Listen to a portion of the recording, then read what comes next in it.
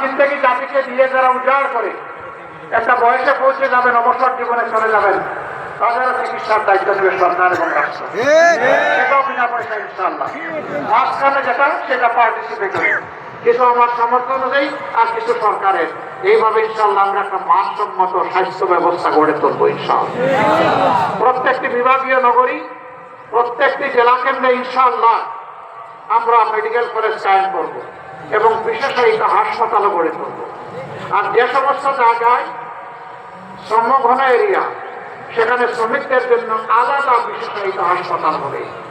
তারা যাতে ওখানে সেবা নিতে গিয়ে কোনো ধরনের সমস্যার সম্মুখীন না হোক, স্বাস্থ্যের সাথে তারা যাতে সেবা নিতে পারেন, সেই দেশটি আমরা করতে চাই। ওই দেশে আপনারা চান?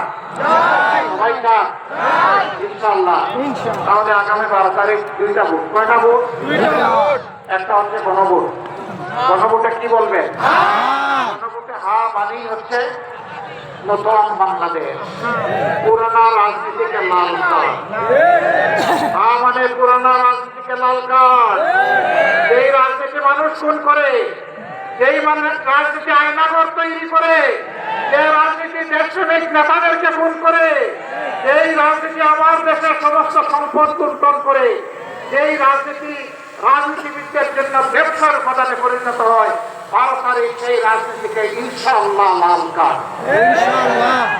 এই জন্য আমরা সবাই গণভোটে হা বলবো ইনশাআল্লাহ। হা চিহ্নতে আমরা সিল বসাবো। ঠিক আছে?